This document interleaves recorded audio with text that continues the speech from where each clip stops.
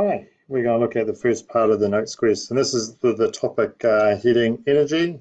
Okay, first thing we have here is write a sentence describing energy.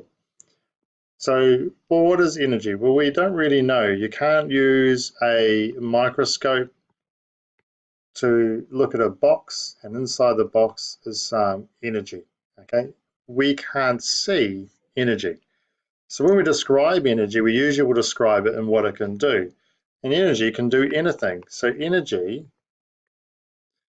gives us the ability, us or anything in the universe,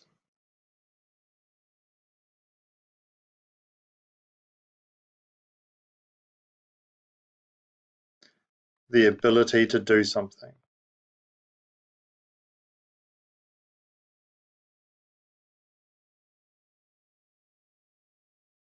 Now, when we look later, work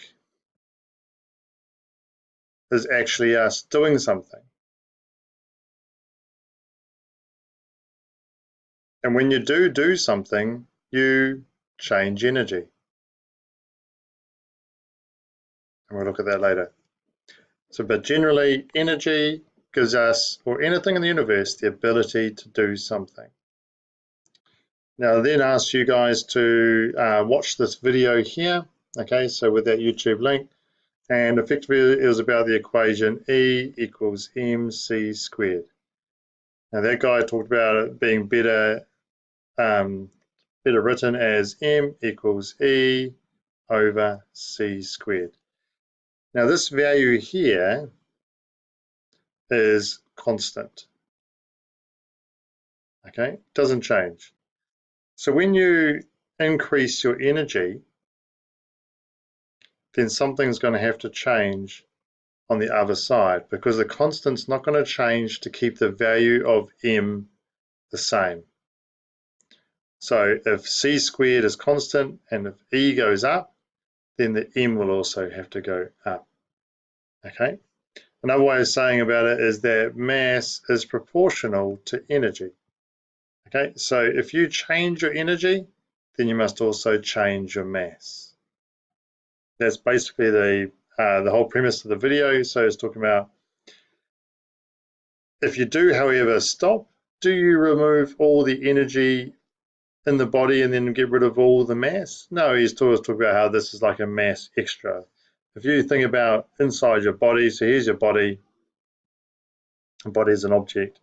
You have, this thing might have a temperature, but if you get rid of the temperature,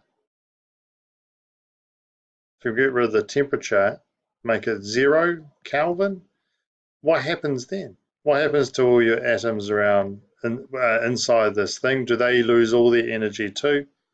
That's an interesting question, but there's still, you're not going to get rid of the matter itself. Okay, so there's still going to be effectively a rest mass.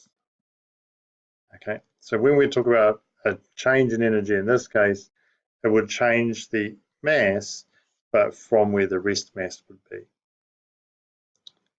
So when you actually think about light, so light is zipping through the universe, and there's what we call photons.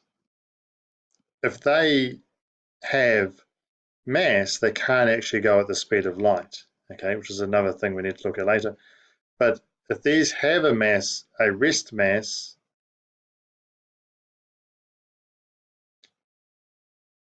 it won't be able to go the speed of light. So its rest mass must actually be 0. But because the light actually has an energy to it, then the mass must be above 0. Okay. But all you got to know is that effectively that if you do change your energy from walking upstairs, so you walk up some stairs into a higher room, you're gaining gravitational potential energy, then you also must be gaining a little bit of mass.